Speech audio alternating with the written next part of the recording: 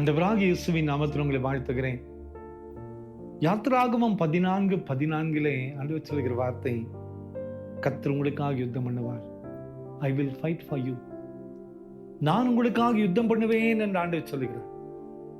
இஸ்ரவேல் ஜனங்களை பார்த்து ஆண்டவர் சொன்ன வார்த்தை, இந்த யுத்தம் உங்களுடையதல்ல, இந்த யுத்தம் உங்களுடையதல்ல. மோசே சொன்னாரு, கர்த்தர் உங்களுக்காக யுத்தம் பண்ண போறார். அவர்தான் நமக்காக போராட போகிறார். அவர்தான் நமக்காக யுத்தம் பண்ண போகிறார். கர்த்தர் உங்களுக்காக யுத்தம் பண்ண போகிறார். இஸ்ரவேல் ஜனங்கள் எல்லாம் பயந்து கொண்டிருந்தாங்க. ஐயோ, இந்த யுத்தத்தை எப்படி நாம் மேற்கொள்வோம்? இதோ இந்த பாதை எப்படி நான் தாண்டி போவோம்?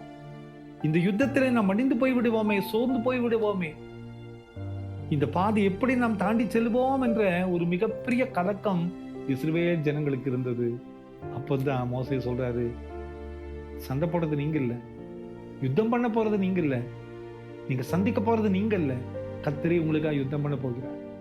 இந்த யுத்தம் கர்த்தருடையது என்று ஆண்டவர், என்னுடையது என்று ஆண்டவர் சொல்லுகிறார்.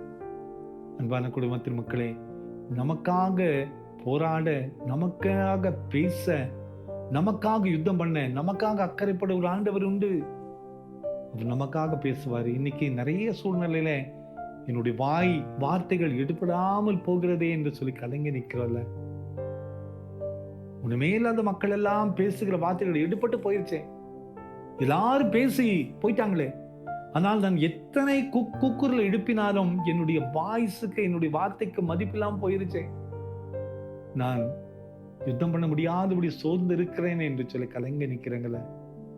ஆண்டவர் சொல்லுகிறார், நான் உங்களுக்காக யுத்தம் பண்ண போறேன், நான் உங்களுக்காக பேச போறேன், நான் உங்களுக்காக நீதியை செய்ய போகிறேன், நான் உங்களுக்காக வழக்காட போகிறேன்.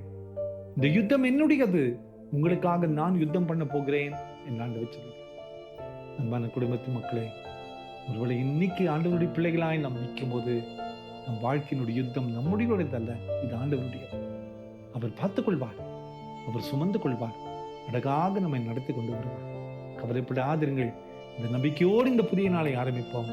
கர்த்தர் நமக்காக யுத்தம் பண்ண போகிறார். ஜெபம் பண்ணலாமா? அன்பின் பரலோக பிதாவே, இந்த காலை நேரத்திலே உள்ளத்தின் ஆழத்திலிருந்து உம்மை துதிக்கிறோம் அப்பா. எங்களுக்காக நீர் யுத்தம் பண்ணுகிற ஆண்டவர் என்று அறிகிறோம் அப்பா. உம்மை நம்பின பிள்ளைகளை ஒருபோதும் கைவிடாத தேவனப்பா. இஸ்ரவேல் ஜனங்களுடைய யுத்தம் உம்முடைய யுத்தம் என்று சொன்னேன். இன்றும் ஆண்டவர், எங்களுடைய யுத்தம் உம்முடைய யுத்தம் என்று சொல்லுகிறீரே.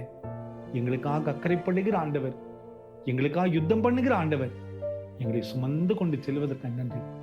பிறந்த நாளையும் திருமண நாளையும் நினைவு கூறுகிற ஒவ்வொரு பிள்ளைகளையும் நீங்க தொட்டு ஆசீர்வதித்து கனப்படுத்தி உயர்த்தி வைக்க வேண்டுமா கர்த்தர். இயேசுவின் மூலம் ஜெபங்கள் நல்ல பிதாவே.